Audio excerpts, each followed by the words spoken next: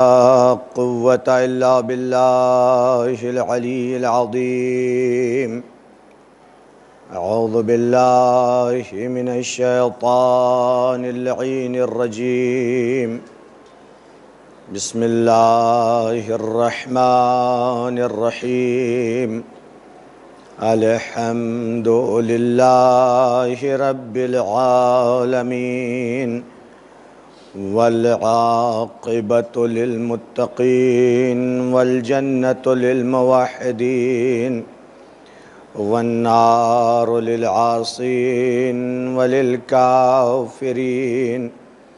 والصلاة والسلام والتحية والإكرام على رسول الأنام، الرسول المسدد والنبي المهذب، النبي الأمي المكي المدني القرشي الهاشمي البتحي الأبتحي، الذي أرسله الله بشيرا ونذيرا بين يدي الساعة، رحمة للعالمين، شفيع المذنبين، مولانا حبيب إله العالمين، أبي القاسم المصطفى محمد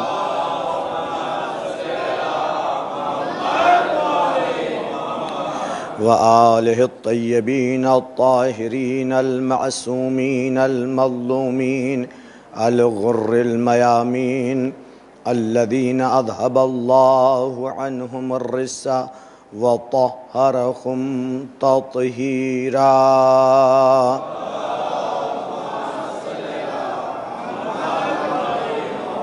لا سيما الإمام المنتظر والحجة الثاني عشر، صلوات الله وسلامه عليه.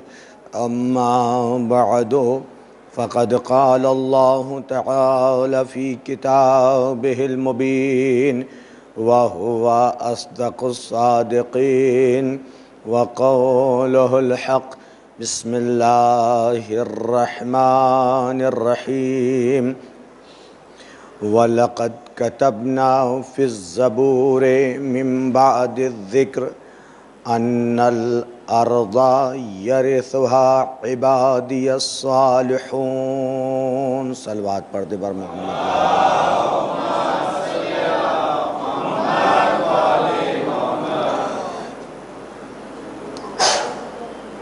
اپنے موضوع کے اعتبار سے اپنی گفتگو کو آج بھی آگے بڑھاتے ہوئے، چونکہ ایام بہت تیزی کے ساتھ گزر جاتے ہیں، ایام عزا، اور پتہ بھی نہیں چلتا آج محرم کی 6 تاریخ گزر گئی، شب 7 ہے. اب صرف ہمارے پاس 3 دن رہ گئے ہیں، پھر اس کے بعد عاشورہ ہے.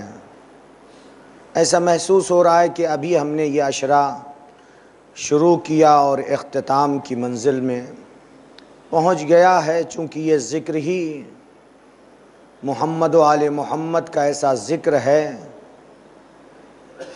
کہ احساس خستگی نہیں ہونے دیتا. روز بروز شوق میں، رغبت میں اضافہ ہوتا جاتا ہے. میں تو باقاعدہ مطالعہ کر کے آتا ہوں، مسلسل مطالعہ کرتا رہتا ہوں، لیکن پھر بھی یہ ایسا علم ہے علوم آل محمد کہ اس میں جتنا مطالعہ کیجئے اتنا ہی شوق بڑھتا جاتا ہے، رغبت بڑھتی جاتی ہے. بدن تو تھک جاتے ہیں، لیکن قلوب، دل، روح نہیں تھکتی ہے. فطری چیز ہے، بدن تو تھکنا ہی تھکنا ہے، لیکن چونکہ اہل بیت کے فضائل روحانیت عطا کرتے ہیں۔ روحانیت کیا، اہل بیت کے فضائل دلوں کے لیے حیات ہیں، دلوں کی زندگی ہیں۔ لہٰذا اپنے موضوع کو آگے بڑھاتے ہوئے کل کی گفتگو میری اس عنوان سے تھی کہ حضرت مہدی عجل اللہ تعالی فرجہ الشریف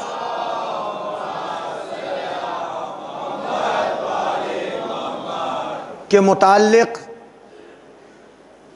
صرف ہم شیعہ اثنا عشری ہی نہیں بلکہ دوسرے فرق اسلامی، مذاہب اسلامی بھی حضرت مہدی کے نظریے کے قائل ہیں، یا یوں کہہ دوں عقیدہ مہدویت، عقیدہ مہدویت کے قائل ہیں۔ کل صرف میں نے سرسری طور پر یہ بات پیش کی تھی کہ مدینہ میں جو مدینے میں یونیورسٹی کا حوالہ دیا تھا اس کا کانفرنس کا، کہ کانفرنس ہوئی تھی مدینہ یونیورسٹی کے پرنسپل ڈاکٹر عبد المحسن حمید نے مقالہ پیش کیا، اور اس مقالے کے اندر، اس مضمون کے اندر عقیدہ مہدویت کو ثابت کیا، اور یہی نہیں بلکہ یہ بھی ثابت کیا کہ عقیدہ مہدویت اجماعی ہے۔ اجماعی یعنی تمام مسلمانوں کا اس پر اتفاق ہے، اجماع ہے۔ اور اس کے بعد صحیح بخاری کا حوالہ دیا ہم نے، یہاں تک کہ ابن تیمیہ کی جو کتاب منہاج السنہ ہے اس کا بھی حوالہ دیا۔ لیکن صرف کل ہم نے حوالہ دیا تھا کہ ان لوگوں نے اپنی کتابوں میں مصلح اور عقیدہ مہدی کو بیان کیا ہے، لیکن کوئی دلیل نہیں پیش کی تھی۔ پھر بعد میں نے سوچا نہیں، چونکہ یوٹیوب پر بھی یہ مجلس ہے، لہٰذا اگر کوئی سننا چاہتا ہے، جاننا چاہتا ہے کہ ان کی کتابوں میں کس انداز سے نظریہ مہدی موجود ہے، کچھ حدیثیں ان کی کتابوں کے حوالے کے ساتھ آج لے کر کے آیا ہوں تاکہ آج کی مجلس میں میں بیان کروں، اور اگر کوئی حق کی تلاش میں ہے، حق چاہتا ہے، تو حق تک اس کی رسائی ہو جائے، کیونکہ ان کی کتابوں میں موجود ہے، لیکن ان کے علماء عقیدہ مہدویت اور حضرت مہدی کا تذکرہ بہت کم کرتے ہیں، اس پہ پردہ ڈالنے کی کوشش کرتے ہیں۔ بہت کم ایسے علماء ہیں کہ جو کبھی کبھار ذکر کر دیا کرتے ہیں۔ لہٰذا زیادہ بات کو آگے نہ بڑھاتے ہوئے، جو میں نے کل صحیح بخاری کا حوالہ دیا اور یہ کہا کہ ان کی دوسری کتابوں میں بھی عقیدہ مہدویت موجود ہے، نبی اکرم صلی اللہ علیہ وآلہ وسلم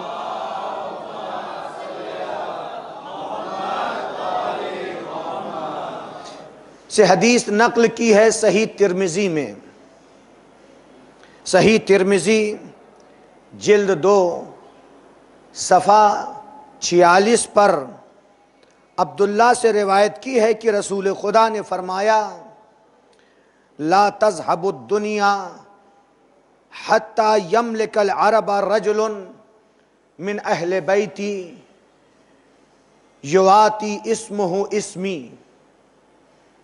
یہ کہاں کا ہم نے حوالہ دیا ہے؟ صحیح ترمذی جلد 2، پھر ریپیٹ کر رہا ہوں، کہ کوئی بھی جا کر کے اپنی کتاب میں دیکھنا چاہے تو دیکھ سکے۔ صحیح ترمذی جلد 2 صفحہ 46 پر نبی اکرم کی یہ حدیث نقل کی ہے۔ نبی فرماتے ہیں دنیا اس وقت تک ختم نہیں ہوگی، لا تذهب الدنیا، یعنی دنیا جائے گی نہیں، دنیا کا خاتمہ اس وقت تک نہیں ہوگا جب تک کہ عرب کے اوپر میرے اہل بیت میں سے ایک حکومت نہیں کر لے گا۔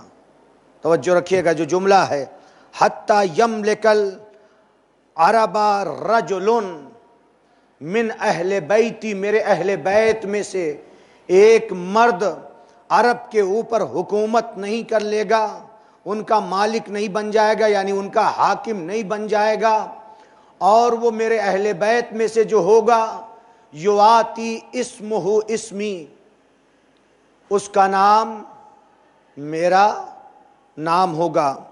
یہ ایک روایت۔ اسی طرح کی حدیث احمد ابن حنبل نے بھی اپنی مسند میں جلد 1 صفحہ 376 پر عبداللہ سے ہی روایت کی ہے کہ رسول خدا نے فرمایا لا تنقضی الایام ولا یذهب الدہر حتی یملک العرب من اہل بیتی یواتی اسمہ اسمی۔ مفہوم وہی ہے، کچھ جملے بدلے ہوئے ہیں، لیکن بطور سند میں یہ حدیث پیش کر رہا ہوں کہ ان کی جو کتابوں میں یہ حدیث آئی ہے جا کر مراجعہ کریں، دیکھیں۔ لا تنقضی الایام، دن نہیں گزریں گے، دن ختم نہیں ہوں گے، یعنی زمانہ ختم نہیں ہوگا۔ ولا یذهب الدہر، دہر یعنی زمانہ، زمانہ ختم نہیں ہوگا جب تک کہ عرب کے اوپر، عرب کا مالک یعنی عرب پر حاکم ہمارے اہل بیت میں سے ایک مرد نہیں ہو جائے گا۔ رجل من اہل بیتی یواتی اسمہ اسمی، جس کا نام میرا نام ہوگا۔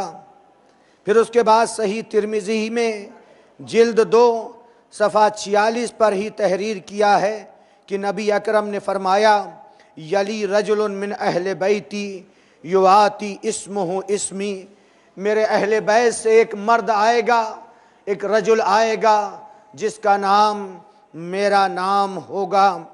اور ابو ہریرہ سے روایت نقل کرتے ہوئے لکھتے ہیں لو لم یبق من الدنیا، توجہ بھی رہے اس بات کی طرف، میں یہ وہ روایتیں ان کی کتابوں سے پیش کر رہا ہوں کہ جو روایتیں اپنے یہاں بھی اپنی کتابوں میں بھی موجود ہیں، اپنے یہاں بھی یہ ہیں۔ کیا ہے جو ابو ہریرہ سے نقل کیا ہے؟ لو لم یبق من الدنیا الا یوم، اگر دنیا میں سے صرف ایک دن باقی بچے گا۔ آپ نے یہ حدیثیں برابر سنی ہے نا، ایک دن خالی باقی بچے گا دنیا میں سے، ایک دن، یعنی قیامت آنے میں صرف ایک دن باقی بچے گا۔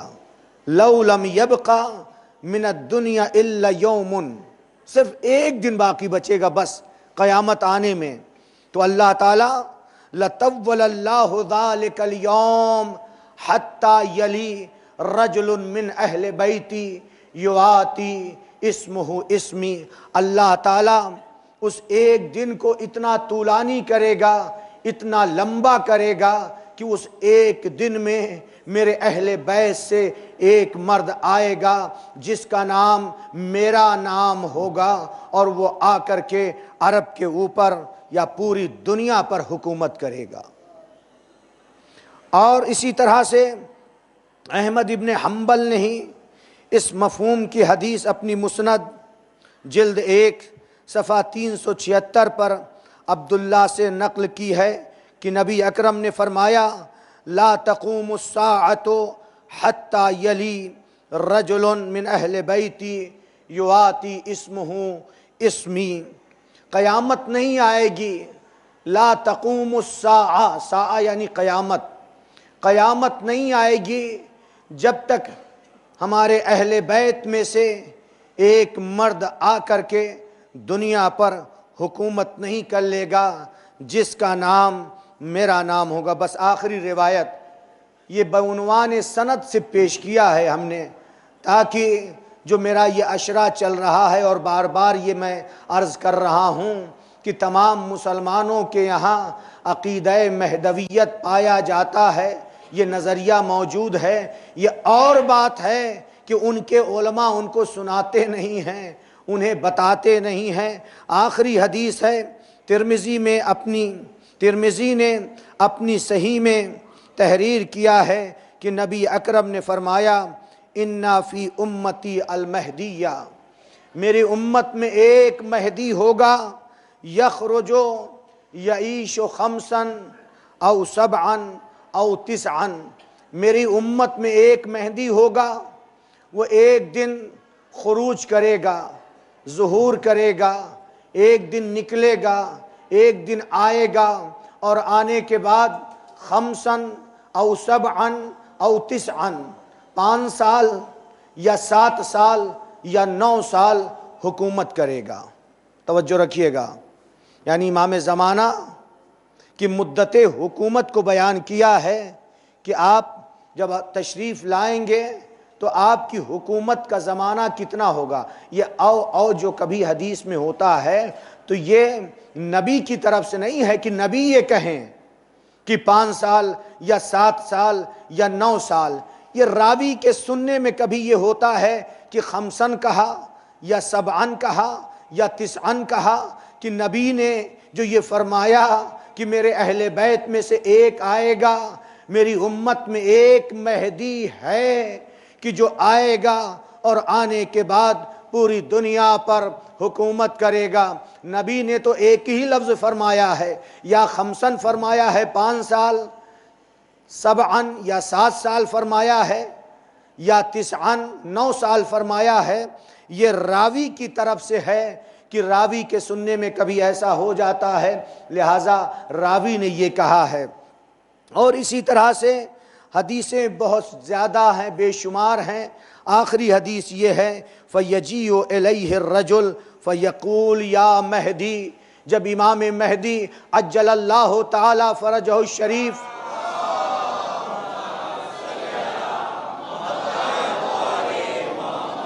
ظہور فرمائیں گے، آپ کی خدمت میں ایک شخص آئے گا اور آنے کے بعد وہ کہے گا آتینی آتینی، یعنی مجھے عطا کیجئے، مجھے کچھ دیجئے۔ یہ جو جملہ ہے یہاں پر روایت کا، یہ اہل سنت کی کتاب سے میں پڑھ رہا ہوں۔ قال فَيُحْثِي لَهُ فِي ثَوْبِهِ مَا اسْتَطَاعَ أَن يَحْمِلَهُ، امام مہدی اس کو اتنا دے دیں گے، اتنا عطا کر دیں گے، اپنے آپ یہ روایت ہے، اتنا اسے دے دیں گے کہ وہ اس کو اٹھا کے لے جا نہیں سکے گا، اتنا اسے دے دیں گے، کیونکہ اس وقت دولت کی کمی نہیں ہوگی۔ اللہ تعالیٰ تمام اپنے ذخیروں کو جو زمین کے اندر چھپا رکھا ہے، تمام خزانوں کو حضرت مہدی عجل اللہ تعالی فرجہ الشریف کے لیے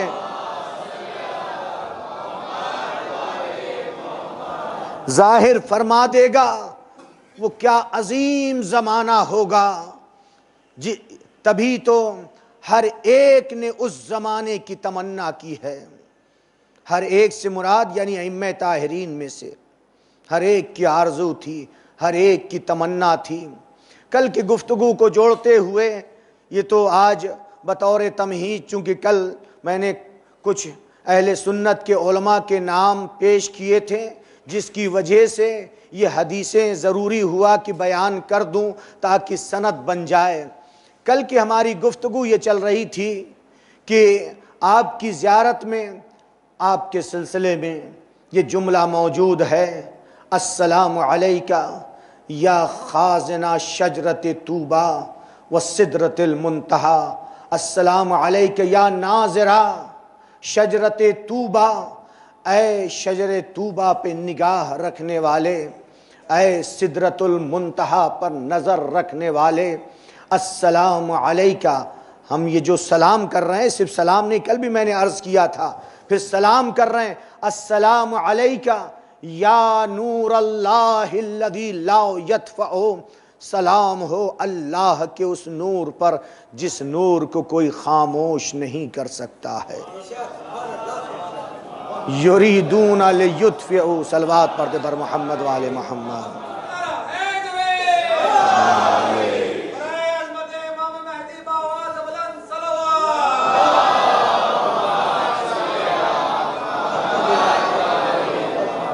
یریدون لیطفئوا نور اللہ بافواہہم، چاہتے ہیں یہ کہ نور پروردگار کو اپنے منہ سے بجھا دیں، یعنی خاموش کر لیں۔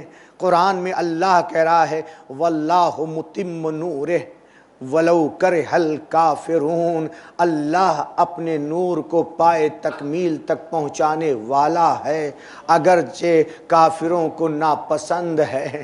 جب امام آئیں گے تو جو کافرین ہیں، منافقین ہیں، دشمنان اہل بیت ہیں، وہ امام کے مقابل میں آئیں گے، اور امام زمانہ جب آئیں گے اور شریعت اتنی بدل چکی ہوگی، اتنی چینج ہو چکی ہوگی، جب شریعت کو اسی شریعت محمدی کو پیش کریں گے تو اس وقت کے علماء بھی اٹھیں گے، مقابل میں آئیں گے۔ کون سے علماء؟ اپنے علماء نہیں، وہ علماء جو حق سے ہٹے ہوئے ہیں، وہ کہیں گے تو ایک نئی شریعت پیش کر رہے ہیں۔ نئی شریعت نہیں پیش کریں گے، بلکہ جو اصلی شریعت نبی اکرم لے کر کے آئے تھے زمانے کے گزرنے کے ساتھ ساتھ، جس میں اتنی تبدیلی آ چکی ہوگی، اسلام ناب محمدی کو محمد کا بیٹا، محمد کا فرزند مہدی پیش کرے گا۔ صلوات پڑھ دے بر محمد وآل محمد۔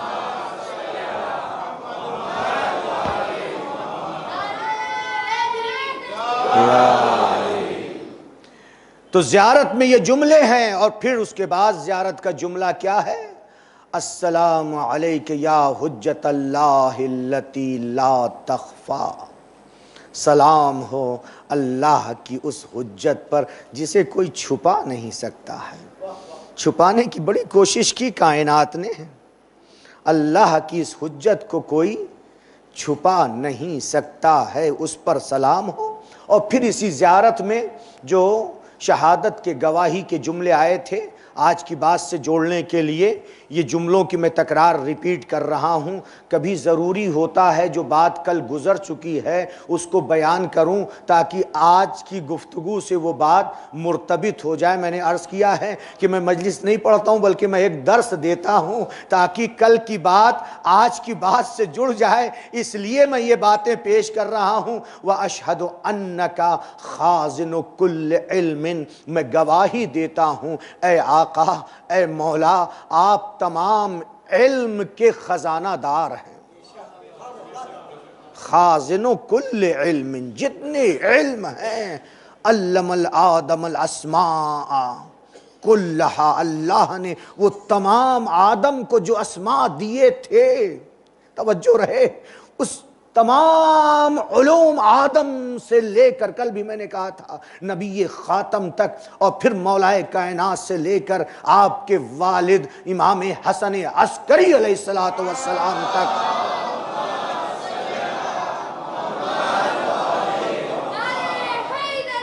یا علی، جتنے علوم ہیں سب کے خزانہ دار مخزن کون ہوگا؟ امام مہدی ہوں گے۔ کتنے باکمال ہوں گے اور کتنے بڑے عالم ہوں گے۔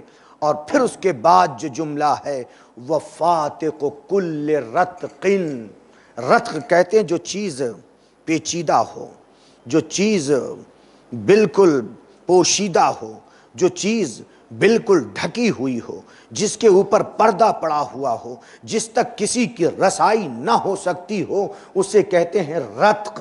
یعنی پیچیدگیوں کو، دشواریوں کو حضرت مہدی آ کر کے حل کریں گے۔ کوئی بھی پیچیدگی، کوئی بھی دشواری ایسی نہیں ہوگی کہ جس کو حضرت مہدی حل نہ کریں۔ اور اس کے بعد کا جو جملہ ہے کل بیان کر چکا ہوں، وَمُحَقِّقُ كُلِّ حَقٍ، اور ہر حق کو ثابت کریں گے۔ جو بھی حق ہوگا ہر حق کے ثابت کرنے والے، ہر حق کو وجود عطا کرنے والے، ہر حق کو زیور وجود سے آراستہ کرنے والے کون ہیں؟ حضرت مہدی ہیں۔ اور پھر اس کے بعد جو جملہ ہے وہ مبطل کل باطل، اور ہر باطل کو ختم کرنے والے، ہر باطل کو نیست و نابود کرنے والے کون ہیں؟ حضرت مہدی عجل اللہ تعالی فرجہ الشریف ہیں۔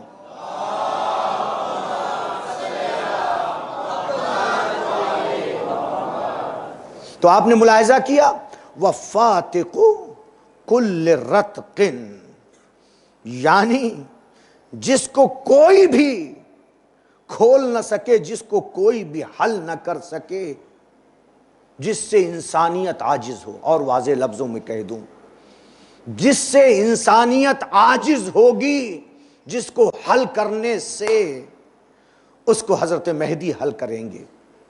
معجزہ یہی تو ہے نا۔ معجزہ کے معنی کیا ہیں؟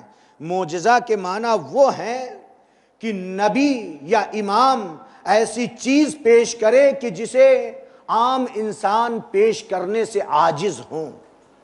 اسے کیا کہتے ہیں؟ اسے معجزہ کہتے ہیں۔ عام انسان جس سے عاجز ہو اسے کیا کہا جاتا ہے؟ معجزہ کہا جاتا ہے۔ تو حضرت مہدی آئیں گے، بہت سارے معجزات دکھائیں گے، بہت سارے معجزات پیش کریں گے۔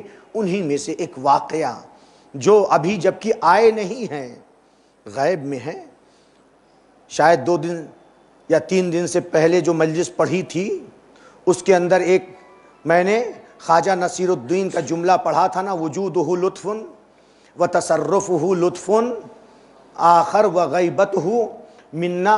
امام کا وجود اللہ تعالیٰ کی طرف سے لطف ہے، اور غیبت میں امام کا تصرف کرنا یہ بھی امام کی طرف سے لطف ہے۔ و غیبتہ منا، اور امام کی غیبت کے موجب کون ہے؟ ہم ہیں۔ ہماری وجہ سے امام غیبت میں تصرفہ لطف آخر۔ محی الدین اربلی نے امام کا ایک معجزہ بیان کیا۔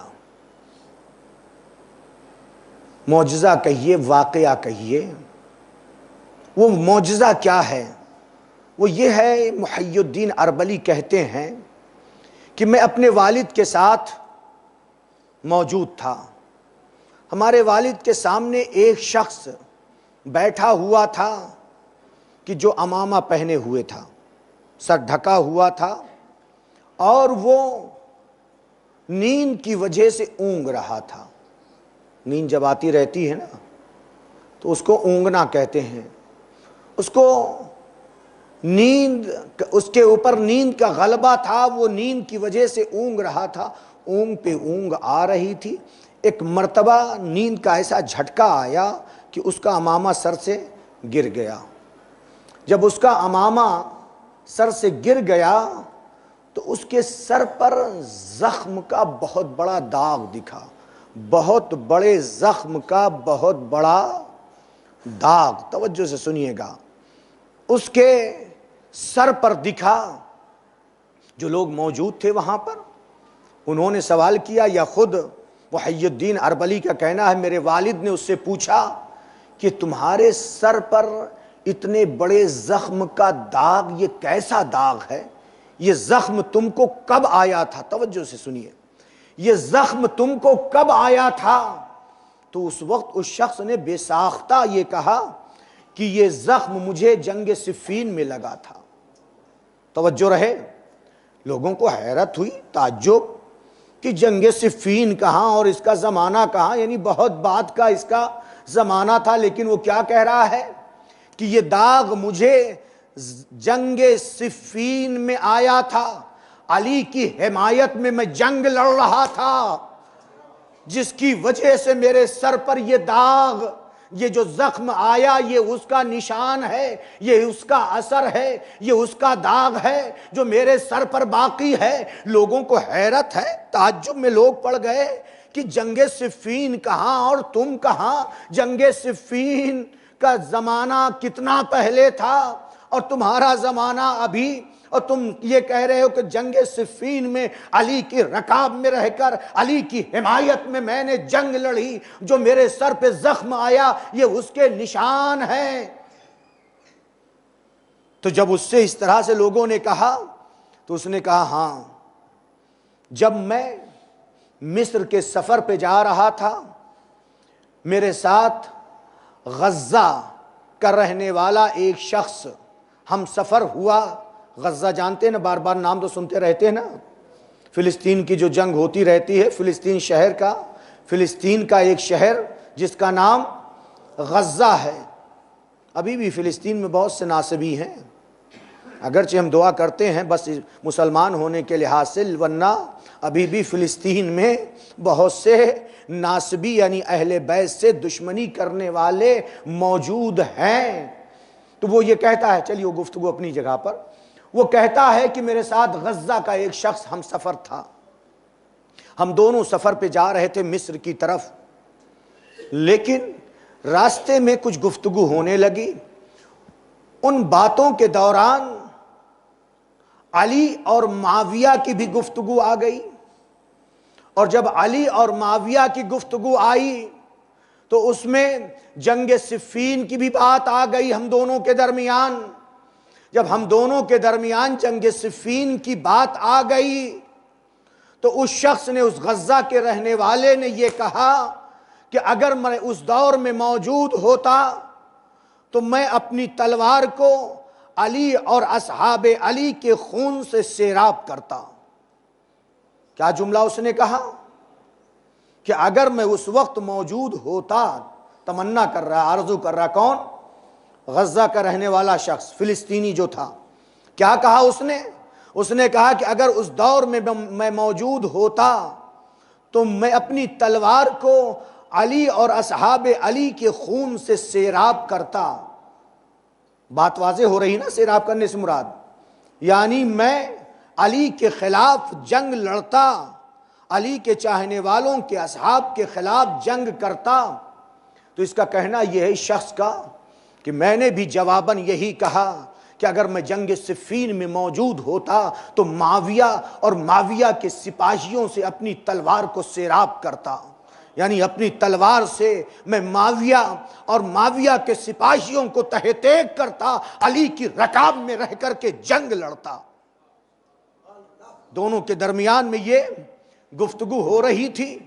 پھر اس کے بعد اس شخص نے کہا کہ ایسی بات ہے، تم یہ کہہ رہے ہو کہ تم معاویہ کے چاہنے والے ہو اور میں کہہ رہا ہوں میں علی کا چاہنے والا ہوں، آؤ ہم دونوں کے درمیان جنگ ہو جائے، آؤ ہم دونوں کے درمیان جنگ ہو جائے، تم معاویہ کی حمایت میں جنگ کرو، میں علی کی حمایت میں جنگ کرتا ہوں۔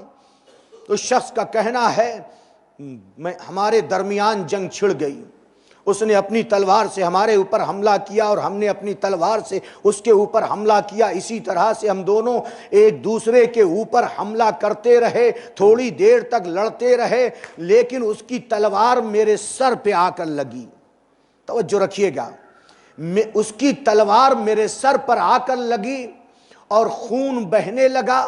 جب خون بہنے لگا، خون زیادہ بہہ گیا تو مجھ پر غشی طاری ہوئی، مجھ پر غشی طاری ہو گئی۔ جب غشی طاری ہو گئی یعنی میں بے ہوش ہونے لگا۔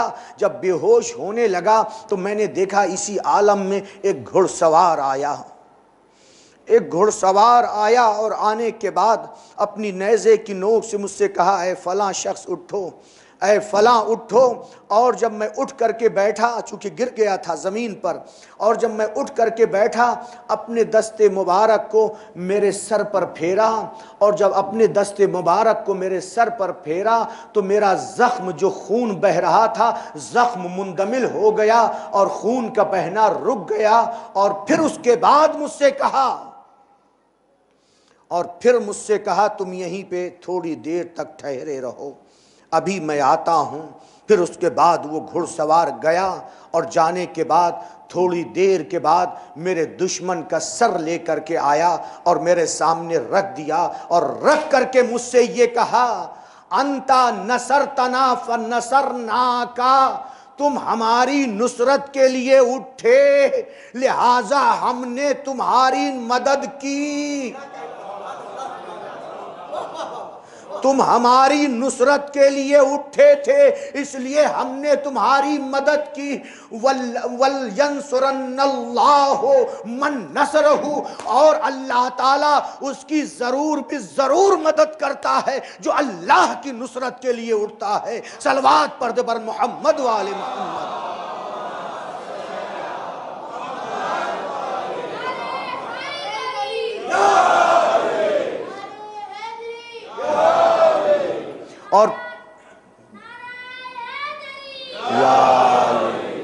اور پھر اس کے بعد اس شخص کا کہنا ہے کہ اس گھڑ سوار نے یہ کہا کہ تم سے جو بھی اس زخم کے داغ کے بارے میں پوچھے گا داغ بھی ختم ہو جاتا، لیکن داغ کو باقی اس لیے رکھنا تھا تاکہ حق کا پتہ چلے، حقانیت کا اعلان ہوتا رہے.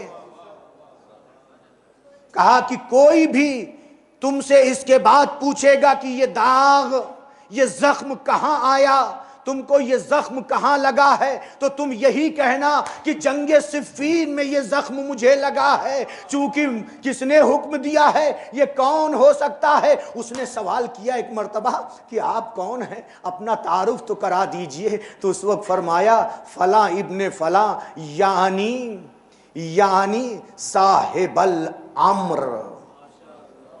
اللہم صلی اللہ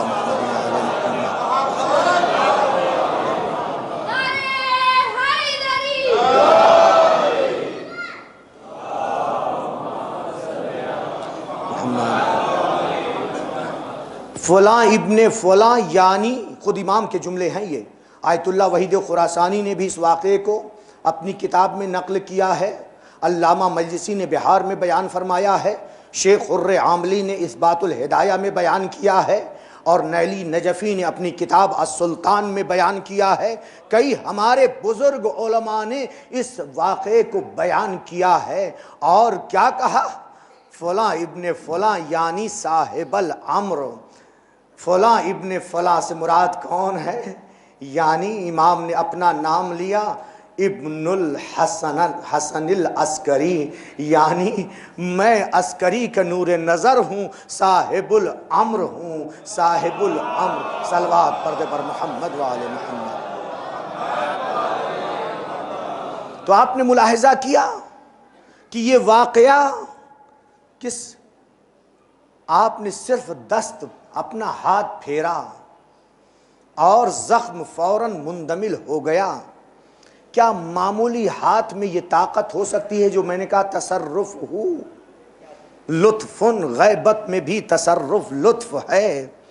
ہم جو یہ جملہ کہا ہے انت نصر تنا فنصرنا کا، تم نے ہماری نصرت کی، تم ہماری مدد کے لیے اٹھے لہٰذا ہم نے تمہاری مدد کی ہے. یعنی ہم اگر اہل بیت کی طرف سے دفاع کریں گے، اہل بیت کی مدد کے لیے اٹھیں گے، ہمارا وقت کا امام صاحب العصر والزمان ہماری مدد کرے گا.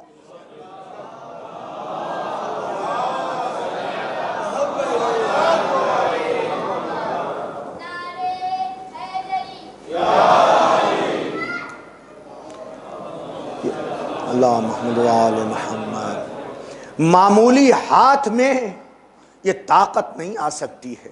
کس کے فرزند ہیں؟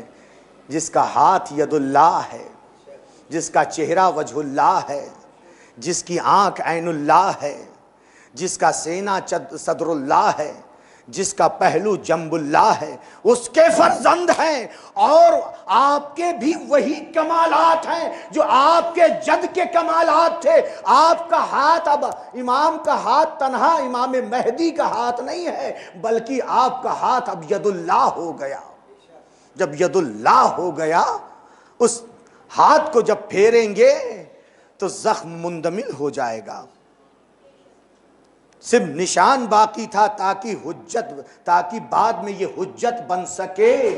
اس لیے نشان باقی رہا ہے۔ وہی کیفیت ہے کہ جو اللہ تعالیٰ قرآن مجید میں فرما رہا ہے اپنے نبی کے لیے، وما رمیت اذ رمیت، اے پیغمبر جو تم نے پتھر پھینکے ہیں وہ تم نے پتھر نہیں پھینکے ہیں، ولکن اللہ رما، بلکہ اللہ نے وہ پتھر پھینکے ہیں۔ یعنی نبی گویا اپنے ہاتھ سے نہیں پھینک رہے ہیں، اللہ اپنے ہاتھ سے پھینک رہا ہے۔ یہاں پر امام مہدی کا ہاتھ نہیں ہے بلکہ وہ ید اللہ ہے کہ سر پہ جو پھیرا ہے۔ اور اسی طرح سے مولا کائنات میں نے بھی کیا فرمایا ہے، ما قلعت باب خیبر بقوت الجسمانیہ بل بالقوت ربانیہ، میں نے قلعہ خیبر کو جو اٹھایا ہے اپنے جسمانی قوت سے نہیں اکھاڑا ہے بلکہ قوت ربانی سے اٹھایا ہے، کہ جو آپ کا ہاتھ ید اللہ تھا، امام مہدی کا بھی ہاتھ ید اللہ ہے۔ تبھی تو امام محمد باقر علیہ السلام فرماتے ہیں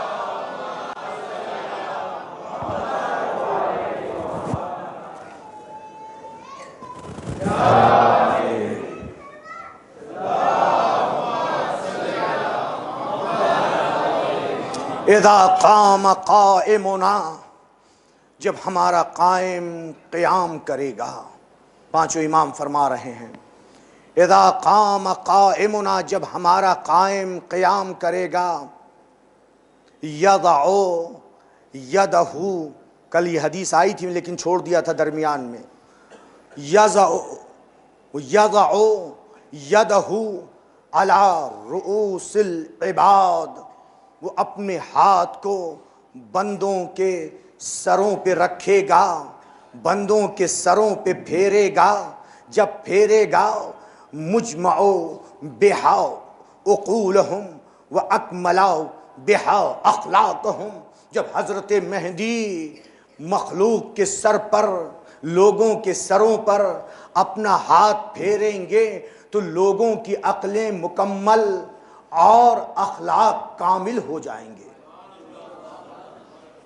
یہ پانچوں امام فرما رہے ہیں لوگوں کی عقلیں مکمل ہو جائیں گی اور اخلاق کامل ہو جائیں گے۔ تمام اخلاق سے مراد صفات پسندیدہ اچھے اخلاق پیدا ہو جائیں گے جب امام اپنا تصرف دکھائیں گے۔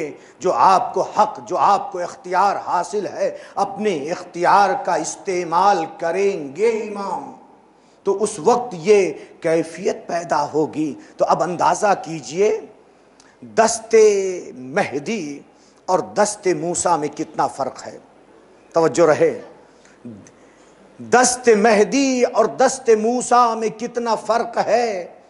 دست موسیٰ کے لیے ہے ید بیضا ہے نا، جناب موسیٰ کے لیے ید بیضا تھا نا، بیضاء للناظرین۔ جناب موسیٰ جب اپنا ہاتھ گریبان سے نکالتے تھے تو وہ لوگوں کے لیے روشن ہوتا تھا، منور ہوتا تھا، لوگوں کی آنکھوں کو روشن کر دیتا تھا۔ بیضاء للناظرین، دیکھنے والوں کے لیے روشن و منور ہوتا تھا۔ جناب موسیٰ کے ہاتھ کی یہ کیفیت تھی، لیکن امام مہدی کی ہاتھ کی یہ کیفیت ہوگی کہ جب لوگوں کے سروں پر پھیریں گے تو لوگوں کی عقلیں مکمل ہو جائیں گی اور اخلاق بھی کامل ہو جائیں گے۔ صلوات پڑھ دے بر محمد و آل محمد۔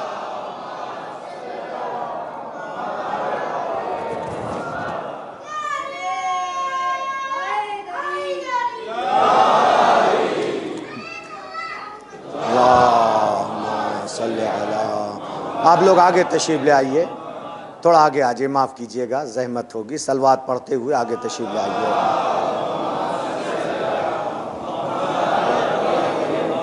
اور آگے آ جائیے، تشریف لے آئیے۔ یا علی امام اللہم صلی علی محمد۔ امام جعفر صادق علیہ السلام سے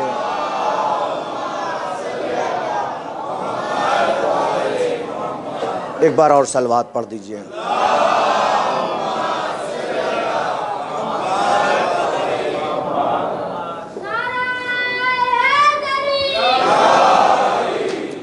ابان ابن تغلب یا تغلب، جو بھی تلفظ کیجئے، سے روایت ہے، وہ کہتے ہیں چھٹے امام نے فرمایا اِنَّا اولا من یبایع القائم جبریل، سب سے پہلے جب ہمارا مہدی تشریف لائے گا، توجہ رکھیے گا، جب ہمارا مہدی تشریف لائے گا، جب قائم تشریف لائیں گے، سب سے پہلے قائم کے ہاتھ پر جو بڑھ کر کے بیعت کرے گا وہ کون ہوگا؟ اس کو سب کو یاد کیجئے، درس ہے۔ کون ہوگا سب سے پہلے؟ جبریل امین ہوں گے۔ ابان سے روایت ہے ان اول من یبایع القائم جبریل، سب سے پہلے جبریل قائم کے ہاتھ پر بیعت کریں گے۔ اور کس طرح سے جبریل آئیں گے عرش سے؟ جب امام مہدی کا ظہور ہوگا، ینزل جبریل نازل ہوں گے بصورت طیر ابیض، سفید پرندے کی صورت میں۔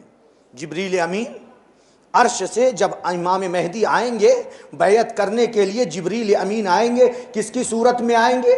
کس کی شکل میں آئیں گے؟ سفید پرندے کی شکل میں آئیں گے۔ فیبایعہ، آنے کے بعد امام قائم کے ہاتھ پر بیعت کریں گے، اور پھر اس کے بعد ثم یضع رجلا علی بیت اللہ الحرام ورجلا آخر علی البیت المقدس، پھر اس کے بعد جبریل امین اپنا ایک پیر خانہ کعبہ پہ رکھیں گے اور دوسرا پیر بیت المقدس پہ رکھیں گے، توجہ رکھیے گا، اور پھر اس کے بعد جبریل امین ثم ینادی، پھر اس کے بعد جبریل امین نہایت بلند اور خوبصورت آواز میں ندا دیں گے، اتا امر اللہ فلا تستعجلوہ، امر پروردگار آ گیا ہے، اس کے سلسلے میں تم لوگ جلد بازی سے کام نہ لو، امر پروردگار، حکم پروردگار آ چکا ہے،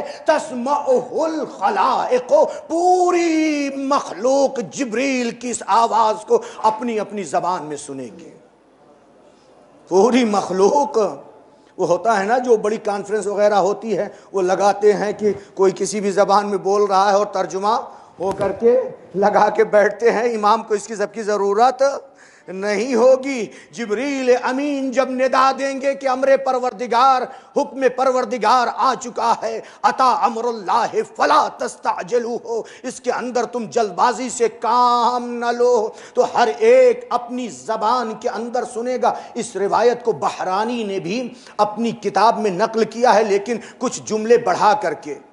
یہ جو ہے یہاں پر کہ امام جب آئیں گے تو سب سے پہلے امام کے ہاتھ پر جبریل بیعت کریں گے، اور جبریل امین سفید پرندے کی شکل میں نازل ہوں گے، ایک پیر کو خانہ کعبہ پر، دوسرے پیر کو بیت المقدس پر رکھ کر کے ندا دیں گے، آواز دیں گے کہ امر پروردگار آ چکا ہے۔ لیکن بحرانی نے اس کے بعد روایت میں اور جملے بڑھا دیے ہیں، وہ لکھتے ہیں فَيَحْضُرُهُ الْقَائِمُ، قائم جب تشریف لائیں گے، جب قائم آئیں گے، جب مہدی آئیں گے، فَيُصَلِّي عند مقام ابراہیم رکعتین، امام مہدی جب تشریف لائیں گے تو مقام ابراہیم کے پاس 2 رکعت نماز پڑھیں گے، توجہ رکھیے گا۔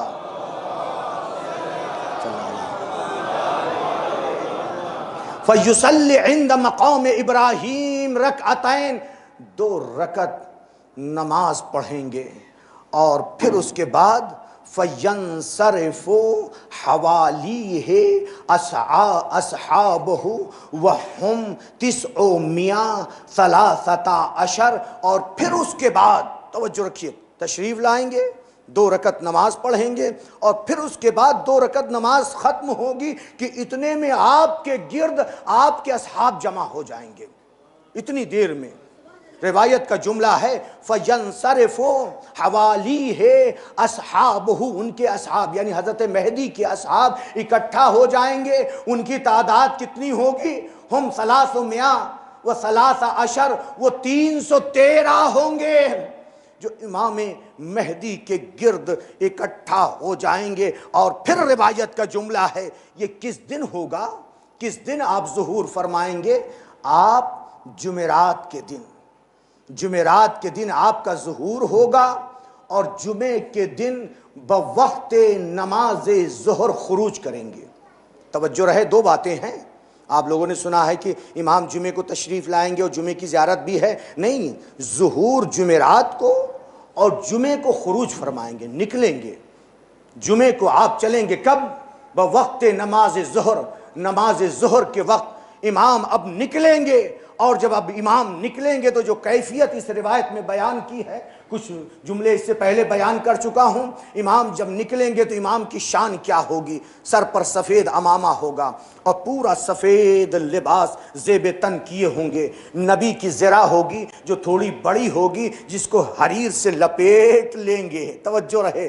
اور پھر اس کے بعد جو ہے آپ کے ہاتھ میں ذوالفقار حیدری ہوگی، اور آپ کے ہاتھ میں دو انگوٹھی ہوگی، ایک امام حسن کی انگوٹھی ہوگی اور دوسری انگوٹھی امام حسین کی ہوگی۔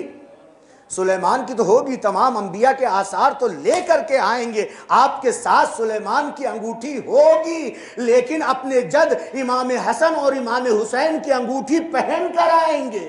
دو انگوٹھی، امام حسن کی انگوٹھی پہ لکھا ہوگا، انگوٹھی پہ جو نقش ہوتا ہے نا، اس پر لکھا ہوگا انی واثق برحمتک، اے میرے پروردگار میں تیری رحمت پہ بھروسہ کرتا ہوں، اس انگوٹھی پہ۔ اور لیکن جو امام حسین علیہ السلام کی انگوٹھی ہوگی، اس کے اوپر کیا لکھا ہوگا؟ اس کے اوپر لکھا ہوگا انا مستجیر بکا یا امان الخائفین۔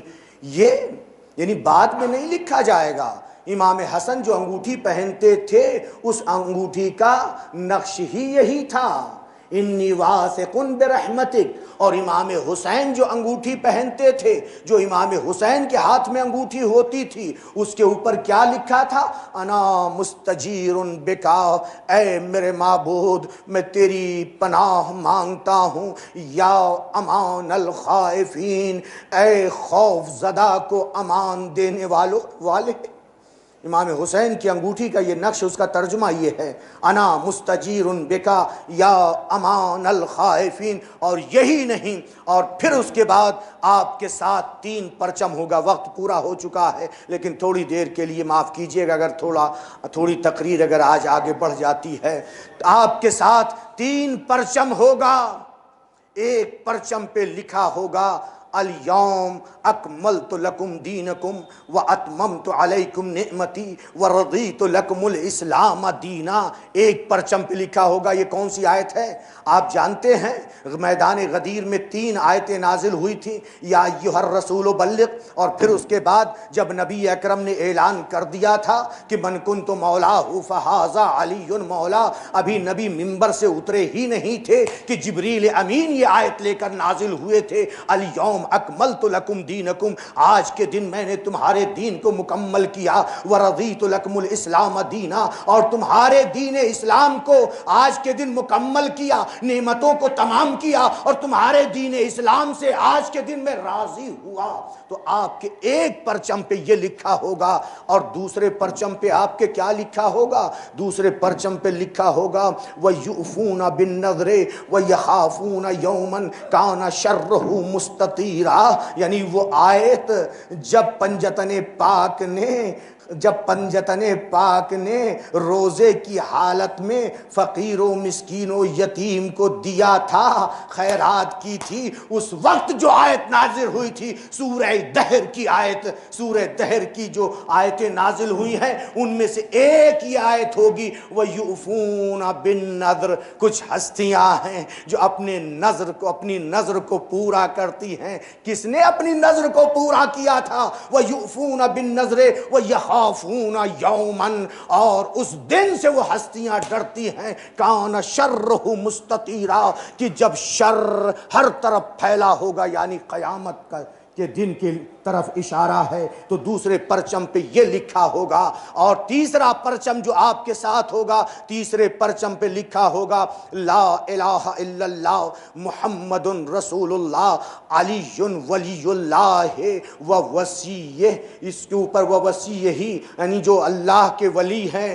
اور اس اللہ کے وصی ہیں، اور کیا لکھا ہوگا والحسن والحسین وتسعۃ من ولد الحسین حجج اللہ، حسن حسین اور وہ 9 ائمہ جو حسین کی ذریت میں ہیں، حسین کی نسل میں ہیں، حجج اللہ جو حجت خدا ہیں، اللہ کی حجتیں ہیں، یہ تیسرے پرچم پر لکھا ہوگا۔ امام مہدی یہ پرچم لے کر کے چلیں گے، لیکن اس کے ساتھ ساتھ یہاں پر روایت میں یہ بھی بیان کر دیا گیا ہے کہ امام مہدی مقام ابراہیم اور حجر اسود کے درمیان کھڑے ہو کر کے اپنے جد امام مظلوم پہ مرثیہ بھی پڑھیں گے۔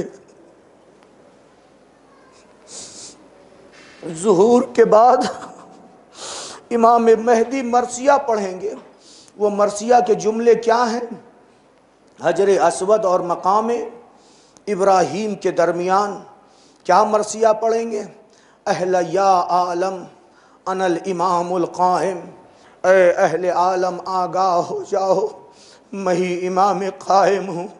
الا یا اہل عالم، اے اہل عالم آگاہ ہو جاؤ، انا السمسام المنتقم، انتقام لینے والی تلوار میں ہی ہوں۔ الا یا اہل عالم، اے اہل عالم آگاہ ہو جاؤ، ان جدی الحسین قتلوہ عطشانا، میرے جد حسین کو پیاسا ذبح کر دیا گیا، پیاسا قتل کیا گیا۔ میں اس حسین کا بیٹا ہوں کہ جسے 3 روز کا بھوکا پیاسا ذبح کیا گیا۔ الا یا اہل عالم، اے اہل عالم آگاہ ہو جاؤ، ان جدی الحسین طرحوہ عریانا، میرے جد حسین کو شہادت کے بعد بے گور و کفن چھوڑ دیا گیا تھا۔ الا یا اہل عالم، اے اہل عالم آگاہ ہو جاؤ، ان جدی الحسین سحقوہ عریانا، اے اہل عالم آگاہ ہو جاؤ، میرے جد حسین کو شہادت کے بعد گھوڑوں سے پامال کر دیا گیا تھا۔ میرے جد کو میں اس کا بیٹا ہوں۔ امام زمانہ جب تشریف لائیں گے یہ مرثیہ پڑھیں گے۔ بس اب آج جو مصائب پڑھنا ہے، امام حسین کی شہادت کے بعد امام حسین کی لاش پر گھوڑے دوڑائے گئے، لیکن ہائے یتیم قاسم، یتیم ام فروا وہ ہے کہ جس کے جسم مبارک کو زندگی میں گھوڑوں کی ٹاپوں سے پامال کر دیا گیا تھا۔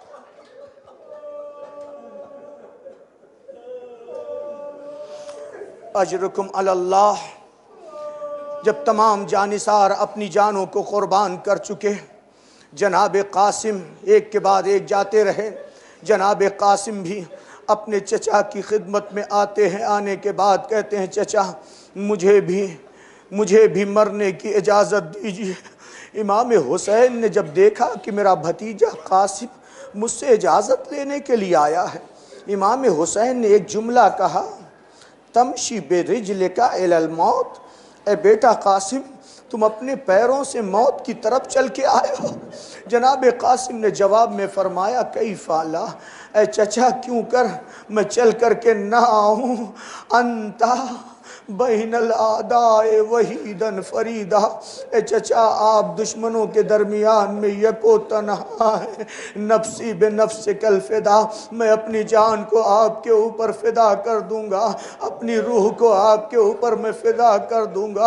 امام حسین نے جناب قاسم سے جب یہ جملے سنے، ایک مرتبہ جناب قاسم کو اپنے سینے سے لگایا، مقتل کا جملہ ہے، چچا بھتیجے نے اتنا گریہ کیا، اتنا روئے امام حسین غشی علیہما، دونوں کے اوپر غشی طاری ہو گئی۔ پھر جب جناب قاسم کو ہوش آیا، جناب قاسم اپنے چچا کے پیروں کو بوسہ دے رہے تھے، ہاتھ کو چوم رہے تھے اور چوم کر یہ کہہ رہے تھے اے چچا اجازت دے دیجئے۔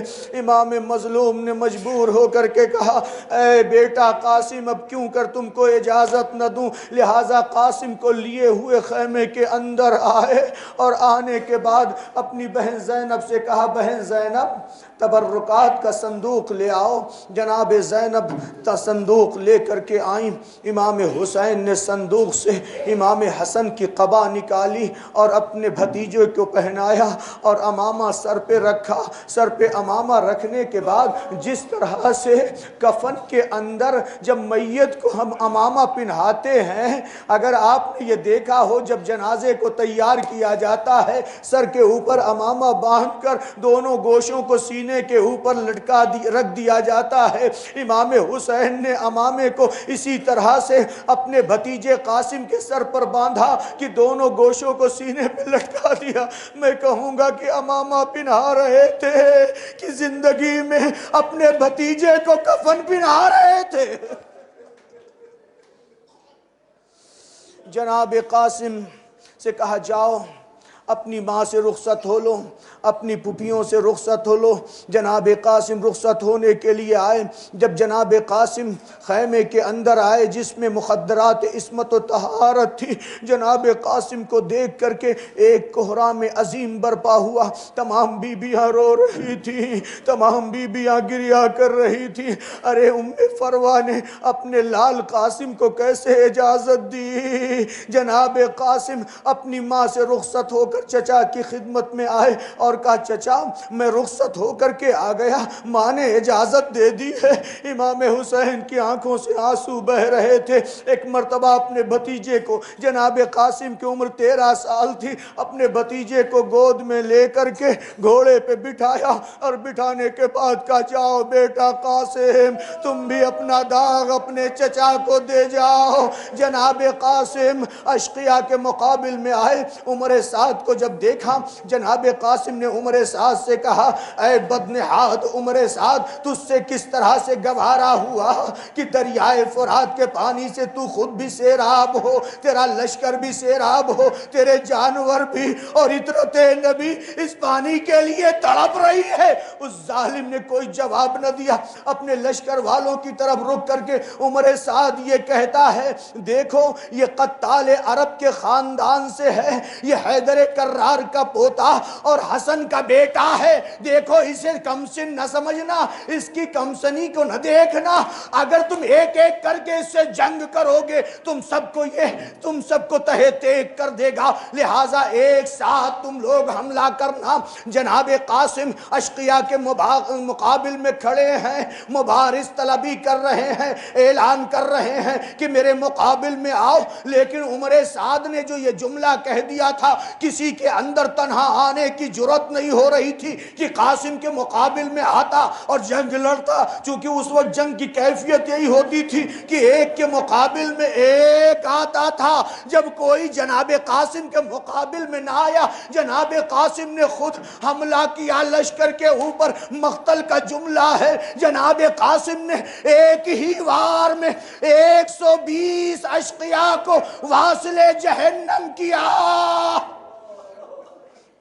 جب جناب قاسم نے 120 اشقیاء کو واصل جہنم کر دیا اور جناب قاسم لڑتے جا رہے تھے، جنگ کرتے جا رہے تھے، اتنے میں عمر سعد نے ارزق نامی پہلوان سے یہ کہا اے ارزق تو کھڑا دیکھ رہا ہے قاسم قتل پہ قتل کیے جا رہے ہیں۔ ارزق کہتا ہے کہ مجھے تم اس بچے کے مقابل میں بھیج رہے ہو جو 3 شب و روز کا بھوکا پیاسا ہے اور کم سن بھی ہے، اگر میں اسے قتل بھی کر دوں گا تو میری کوئی شجاعت نہیں سمجھی جائے گی۔ عمر سعد نے کہا تو یہ کہہ رہا ہے قاسم ہم میں سے سب کو قتل کیے جا رہے ہیں۔ اس وقت ارزق شامی نے یہ کہا ہمارے 4 بیٹے ہیں جو ایک سے بڑھ کر ایک ہیں، میں اپنے ایک بیٹے کو بھیجتا ہوں، ابھی جائے گا قاسم کا سر لے کر کے آئے گا۔ اس نے اپنے ایک بیٹے کو بھیجا، بیٹا جناب قاسم کے مقابل میں آیا۔ آیا، جناب قاسم نے ایک ہی وار میں اسے واصل جہنم کیا۔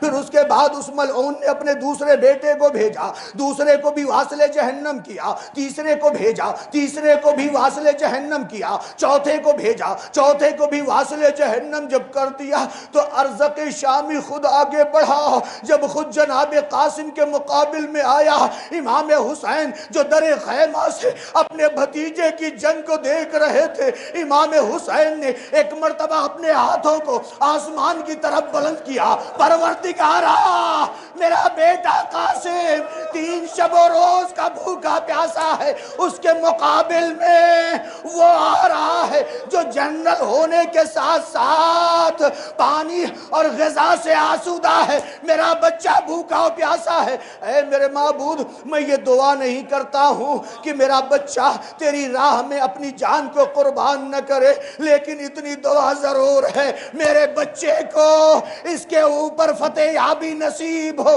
امام حسین ادھر دعا کر رہے تھے، ارزق جناب قاسم کے مقابل میں آیا اور جنگ کرنا چاہتا تھا، حملہ کرنا چاہتا تھا۔ جناب قاسم ایک مرتبہ اپنی رکاب پہ بلند ہوئے اور بلند ہونے کے بعد اس کے اوپر ایسی تلوار ماری کہ وہ ملعون بھی وہیں پر ڈھیر ہو گیا۔ پھر جناب قاسم جب اس کو قتل کر چکے تو اپنے چچا کی خدمت میں آئے، جس طرح سے جناب علی اکبر پلٹ کے آئے تھے اسی طرح سے مقتل میں موجود ہے۔ جناب قاسم بھی اپنے چچا کے پاس آئے اور کہا، اے چچا اگر ایک گھونٹ پانی مل جائے تو ان اشقیاء کو ہم بتا دیں گے کہ بنی ہاشم کس طرح سے جنگ لڑتے ہیں۔ امام حسین نے کہا، اے بیٹا قاسم جاؤ، اس بار تمہارے نانا رسول خدا تم کو آب کوثر سے سیراب کریں گے، پھر اس کے بعد تم کو کبھی پیاس نہیں لگے گی۔ جناب قاسم اپنے چچا سے رخصت ہو کر کے دوبارہ اشقیاء کے مقابل میں آئے۔ اب عمر صاحب نے یہ اعلان کر دیا، ایک ایک کر کے قاسم سے نہ لڑو، سب لوگ ایک بار کی قاسم پہ حملہ کرو۔ ارے پورا لشکر جناب قاسم پر ٹوٹ پڑا، تلواروں پہ تلوار پڑنے لگی، نیزوں پہ نیزے پڑنے لگے، تیر پہ تیر پڑنے لگے۔ ایک شقی آگے بڑھا، اس نے جناب قاسم کو ایسا نیزہ مارا کہ جناب قاسم تلملا کر زمین پر گرے۔ گرتے وقت آواز دی، واہ اما ادرکنی، واہ اما ادرکنی، اے چچا میری مدد کو پہنچیے۔ امام حسین جب چلے، ساتھ میں مولا ابو الفضل العباس تھے۔ ارے جب اشقیاء نے امام حسین کو مولا ابو الفضل العباس کے ساتھ آتے ہوئے دیکھا تو ادھر کے گھوڑے ادھر، ادھر کے گھوڑے ادھر دوڑنے لگے۔ قاسم جو گھوڑے سے گر چکے تھے، ارے قاسم کا جسم زندگی میں گھوڑوں کی ٹاپوں کے نیچے پامال ہونے لگا۔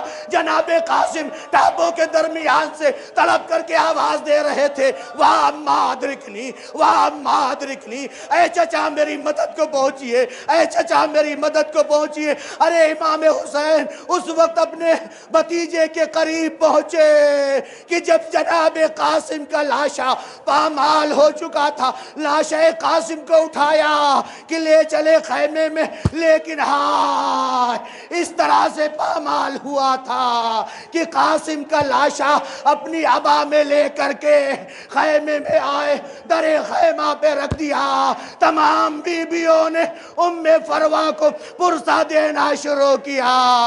ہائے کوہرام عظیم برپا تھا، واہ قاسمہ، واہ حسنہ، واہ حسینہ کی صدائے بلند تھی۔